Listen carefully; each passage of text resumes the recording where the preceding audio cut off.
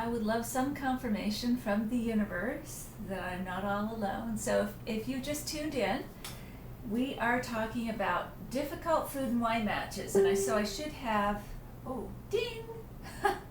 Helena, you're already here from Halifax. Yay! Difficult food and wine matches. The problem children of the food world. I should have a symbolic asparagus or artichoke or something here. We're going to figure out how to pair wine with really difficult food. So if you can hear me, if you can see me, please chime in and tell me where you're from, what's in your glass. It's okay if it's water, but tell me what you're drinking tonight. I also want to really know what your most difficult food and wine match is. You've got a food and you really want to pair it with wine. What is it? What stumped you? Because that's what we're after tonight. We're in anticipation of Thanksgiving, and Lynn has joined us from Halifax. Thank you, Lynn. And Helena has chimed in. Is there anybody else out there? Lynn is live from Halifax. Great. So we are going to talk about what makes pairings difficult with wine. So there are some natural pairings in the wine world that are just no-brainers, right? So if I think about steak and Cabernet, why does that work? Steak has all these proteins, and Cabernet has the tannin, that furry mouth feeling you get when you eat walnuts. And they just glom onto each other. That's the technical term, Lynn. Lynn is tracking all our technical terms, both tasting and otherwise. Daniel joins us from Toronto. Hello, Daniel. And what is in your glass, Daniel? So back to you, Lynn, and back to the technical tasting. So they glom onto each other, meaning they bind. So the proteins bind with the tannins and they go, oh, happiness, we found each other at last. And what happens is that the tannins don't taste as furry or as drying. The proteins calm down in the steak, and you've got a beautiful match. What else works? So that's steak and Cabernet, Shiraz and lamb, natural. Lamb is juicy and a little fatty. Syrah or Shiraz, smooth, glides in there, fills out all the cracks, the crevices, the taste buds. Beautiful pairing. What else? Riesling, bright, white, seafood, shellfish, etc. So there's some natural pairings in life that make life better. And then Tara, hello from Windsor. You know what? I'm loving this whole sort of regular Sunday sipper club.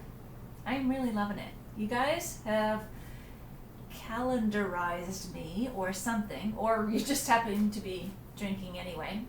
But I love this. Like, I'm finding a little bit of family here on Sunday nights. And so, before I forget all my structure, apparently I should be telling, oh, Tara, there you are, Tara. Oh, hey, Tara, I didn't know you went to Western. I went to Western. Somehow that just popped up. I did the MBA at Western. What'd you do, Tara? Daniel is drinking Gewürztraminer from Good Earth, a Niagara winery. Very beautiful. Very fragrant, aromatic, lychee, rosewater, etc. So, back to the promotion I'm supposed to do. So, you see the little, right below me, the little share thing that has the arrow? Could you just click on that and let all your friends know they should come over and join us? So that's number one. Number two is like, the little, that symbol, like. Then you'll get notified the next time we go live. If you haven't done it, there's a follow button in green. If you don't see it, that's fine, you've done it. And then there's a blue sign up button. Okay, you need to do all of that. All right.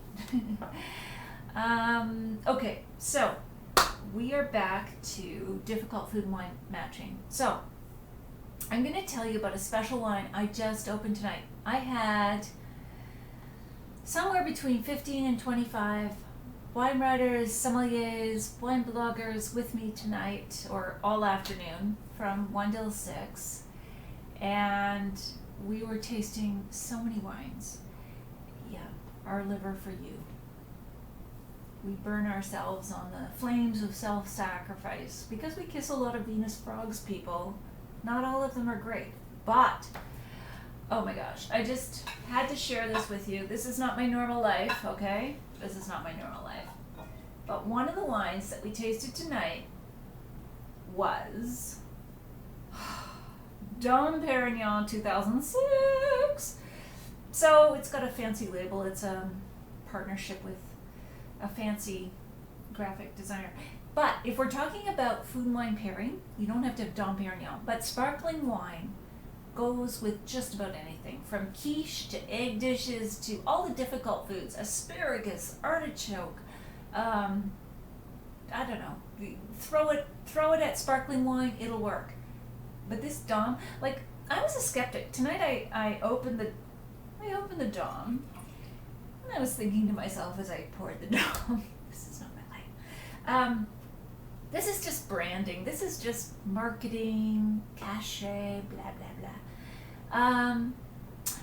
But there's really something here. It's so expensive, but oh my God, it's good. Like it's, I think it's around $220.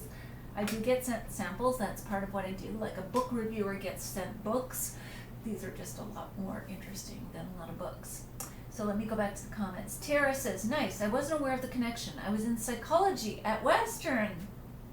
Well, I could have used you back then, Tara. MBA, I needed my head examined. Lori was here with me today, and she joins me now. So Lori is a multitasking wonder. Beautiful champagne, Lori. You tasted the Dom. Sharon is drinking Geringer Brothers Desert Sun, and Geringer is from BC. Fabulous wine. Dave Head says greetings from Cookstown, and he's drinking the Abad Dom Bueno. Sounds good. Sounds good. I hope I haven't missed anybody. The comments are flying by very quickly. I'm reading slowly because I have Dom Perignon. Anyway, this is such a special treat. Lori, thanks for liking the video, my dear. I need to stay on topic, right? So, difficult food and wine pairings, but a key point is that sparkling wine, whether it's from Champagne, that's only Champagne from the Champagne region of France, can be called Champagne. Everything else is sparkling wine or bubbly. And Daniel says Champagne is amazing. He was in the Champagne region in May. He loved it, and he picked up a couple of grower champagnes while he was there. Grower are the small producers, the artisanal. It's like when you go into a very boutique-y shop, whether it's for clothing or anything else. Grower champagne is like unique, small, distinctive, not the big brands, right? And it's pretty amazing. Daniel, I don't know, tell us if you had a favorite among the grower champagnes. So, the reason why sparkling wine and champagne work with all the really tough food matches, there's a few reasons. So, there is the swirl of bubbles, like the swarm of bubbles, the effervescence, the natural acidity that's happening in bubbly, the freshness, the coolness, the palate refreshment. It just has so much going for it. And Daniel says, I noticed that you swirled the glass with Dom P. Dom P. Is that a force of habit? It is, but it's also worth doing. Because Daniel and everybody else, champagne is a wine at heart and at base. It's a wine, and it has aromas. And a lot of people don't swirl bubbly, and you'll notice I have a bigger glass than just that little flute. I'm trying to get more out of this, the aromas and everything else. And I believe you should swirl it. I won't go all the way to decanting it the way John Ralston Saul would, former Governor General Adrian Clarkson's husband, Canadian intellectual, not my BFF, but I did interview him, and he said that he would decant bubbly. I wouldn't. So, but I will swirl it, I will taste it, and I will put it in a bigger glass than is usual. The flute is meant to preserve the bubbles, and perhaps the lack of swirling is against that too, like that belief that, oh, don't touch it, just drink it. But it's wine. I want to get everything out of it I can, and I will. So that's the whole thing, Daniel, here. Okay, so that's bubbly. Sparkling wine is the most food-friendly wine on the planet. That is our starting premise. Now, let's move on. And I want you to throw in your questions here.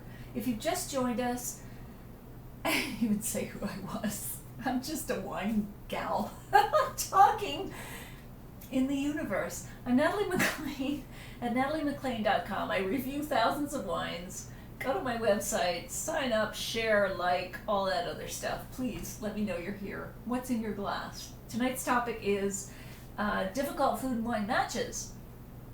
And so we have established the premise that sparkling wine is the most food friendly. And then we can move on from there. Please tell me throw down the gauntlet, okay? Give me a food. Challenge me here. Ask me what I would pair with that food.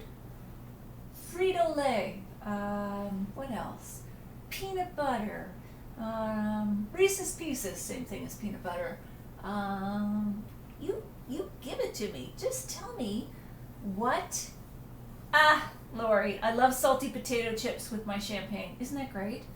Because you get the saltiness and the fat of the chips, and then the swarm of bubbles, the acidity, the freshness of the champagne. There's actually no more classic pairing. Who did it first, Lori? Marilyn Monroe, 7-year itch. She opened a bag of chips, poured the champagne. Ever since, I've been a fan of Marilyn because of her food and wine pairing prowess. Okay, so let's talk about other difficult things. Excuse me while I pour a little bit more Dom. This is special for me, okay? This isn't my life. And then you taste Dom, you go, oh God, I'm ruined. Just ruined for life, tasting anything else. Everyone has to have a bucket list. You need to have wines on your bucket list that you taste, and then it's like, okay, I'm good. Anyway, okay, so we are nearing Thanksgiving, the ultimate. Okay, Lori, Pam and I are watching you in the car. Please be careful driving, girls. We had no idea about Marilyn. Well, what you learn on Facebook Live, gals. And could you just watch that stoplight? It's going red. Please, be careful. No, Marilyn Monroe, there's a whole sequence in the 7-year itch where he's trying to open the champagne bottle and his thumb is stuck in the champagne bottle. Metaphor, metaphor, metaphor. And she's saying, oh, it's too large and blah, blah, blah. Anyway, it's pretty funny. And she's innocent and beautiful, and she's brilliant at food and wine pairing. Let's just leave it at that. So, we're nearing Thanksgiving, Canadian Thanksgiving. We'll be back again for U.S. Thanksgiving. We've got cranberry sauce. We've got turkey, dry turkey, the way we do it.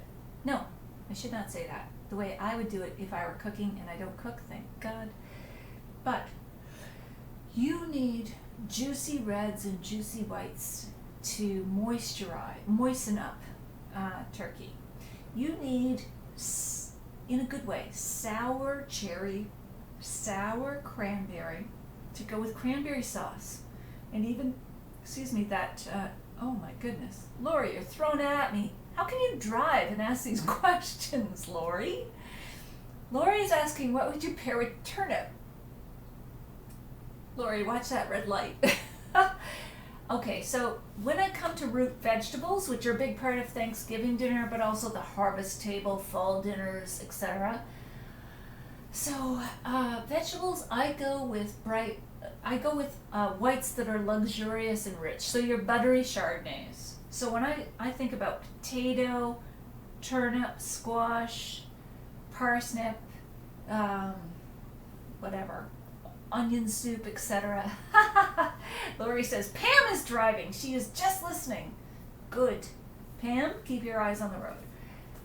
So with all of those root vegetables that have some richness, that earthy texture, I go with a voluptuous white. Often that's an oaked Chardonnay, like from California.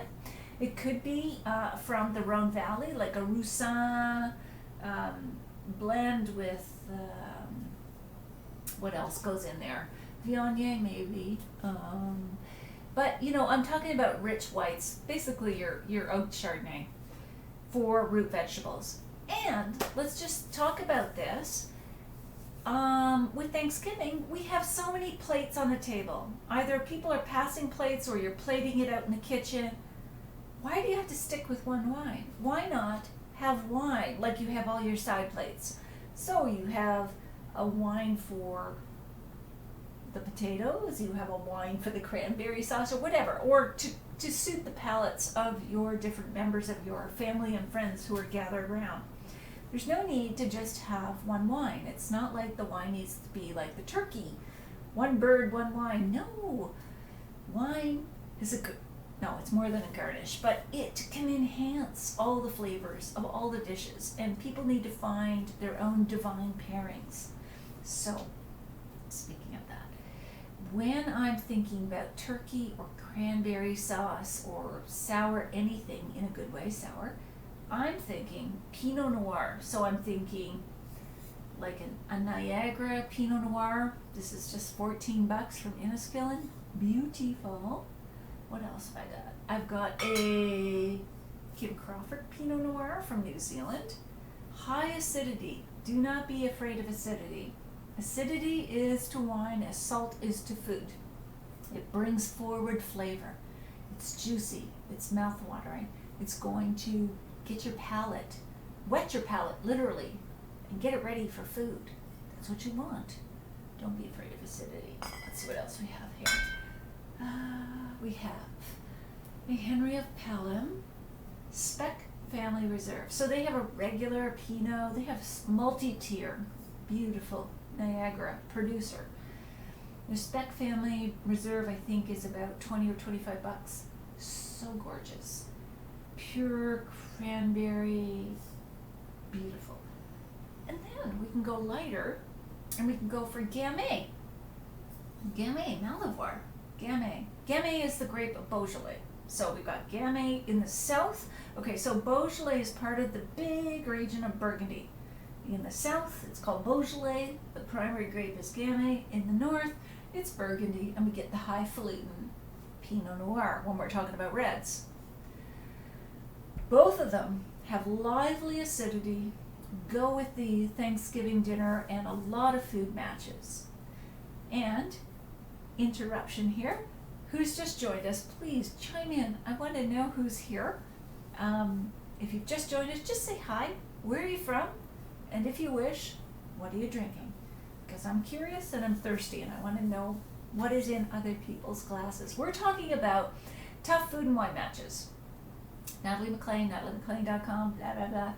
Sign up, share, see that button, share, like, all that goodness.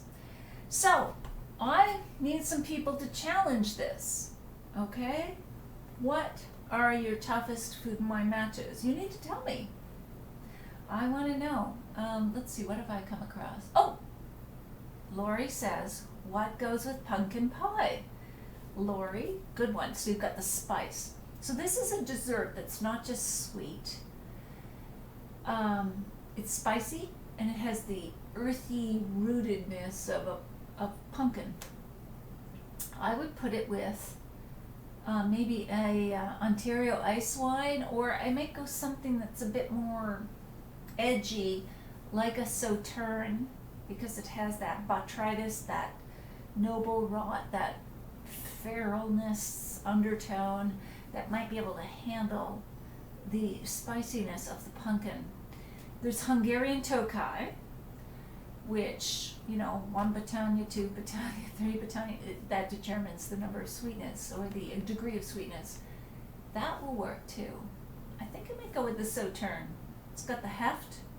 Sauterne is a sweet dessert wine from Bordeaux, made from Semillon and Sauvignon Blanc. And the most famous of these is Chateau d'Yquem, which is top tier of all the Bordeaux. So, who's got another challenge?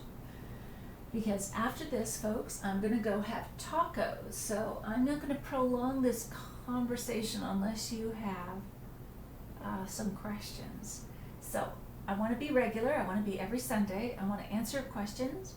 I want to be here. I want to deal with the topics. But man, I am hungry for Sunday dinner. So you decide how long we talk. You by posting a question. So who else is out there? Lori's out there. I'm going to go back to my Dom. What are other people drinking tonight? What difficult matches have you come across? Chocolate. Who's got a great match for chocolate? You answer the question. Chocolate. Asparagus. Eggs. What do you got? Tell me. What matches? Salad greens. Quiche. Cranberry sauce. What have you found? What works for you? This works for me.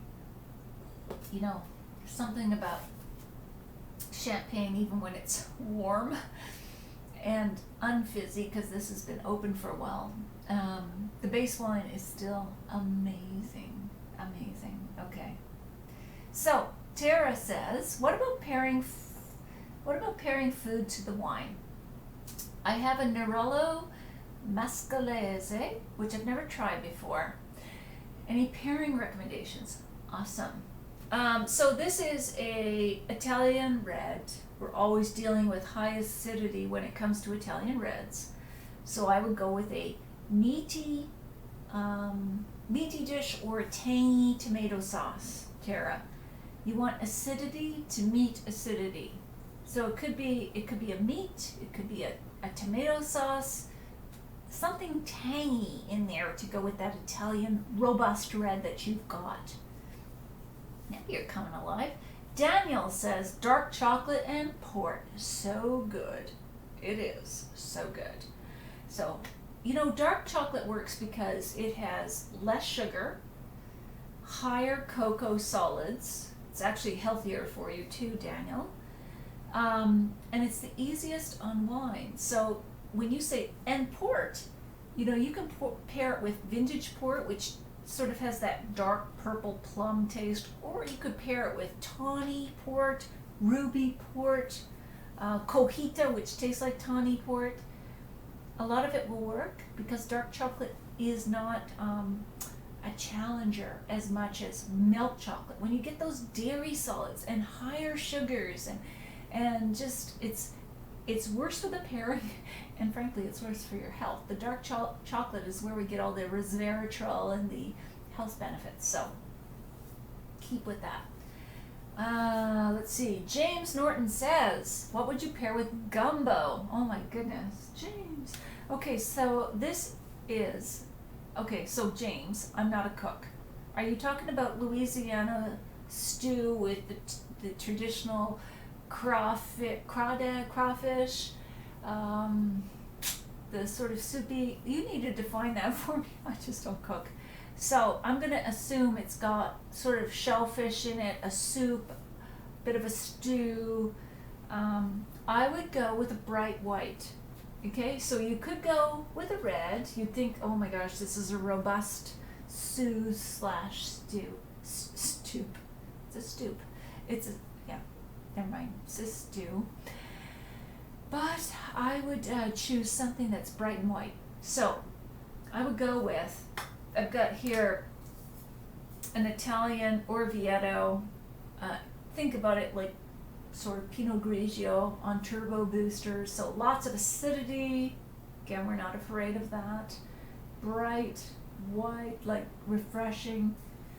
Let's say you insisted on a red, then I would go with some of the reds we've been talking about, like Pinot Noir, Gamay. These are really food-friendly wines, and the reason why is that they have the high acidity. The reason why we like food with a lot of salt is it brings forward the flavor. That's why we like these wines with the acidity. It just gets literally our mouth watering, and it highlights all the flavor like footlights do on the theater, you know, highlighting all the characters. What else? Also, Pinot Noir and Gamay, etc., are either medium, sometimes they're light, but they're very medium-bodied wines, so they're not clubbing you over the head with too much alcohol, heft, oak, etc. Oh, James says, excellent, thanks. I guess I answered that question. I should just... Lori says she's having shawarma chicken tonight. Any recommendations? Shawarma chicken. So anytime I go with spice, or I hear spice, and I don't know exactly what's all in the shawarma chicken, but it's you know, beautiful. Is it Lebanese? Remind me. You want something that can handle the spice. So I'd be back to my Dom, but okay, if you don't have Dom available, I would go with a bright white, like your Italian white, your Sauvignon Blanc from New Zealand, your Pinot Grigio from Italy. You want something that is just going to pick up all the brightness and lift all those flavors, those spicy flavors. That's the challenge, right? Ah, Lori says yes, Lebanese. Yeah, so that's what you want. You want a light, bright white. I think we can remember that. Light, bright white. When we deal with spices, whether it's Lebanese or mild Asian or mild Indian, I mean, I'm not talking about vindaloo that's gonna like put your mouth on fire. But when we're talking about all those spices, we don't need to meet heat with heat. We're just gonna set everything on fire in our mouths. So if you choose an alcoholic red and you've got this spicy hot dish, that is not what you want going on in your mouth. For happy mouths, I know you want a happy mouth, you have the spice and the heat of the food, and then you've got the, okay, calm down, it's all right kind of wine. You want the light, bright, white, chilled, that's bringing everything back to the center. Lynn says, what about snack foods like chips or peanuts? Lynn, I'm there. It's movie night. It must be movie night. So chips and peanuts both have lots of fat, good fat, but we want to meet that fat with some acidity. So it's like that knife that cuts into the butter or into the cheese. We need a bright white that has the acidity that says I'm here, and not everything is all richness like you'd like it to be. It's talking to the food, not you. So I would again go with these bright acidic whites. I'm going to embrace acidity or inner acidity here because it's good.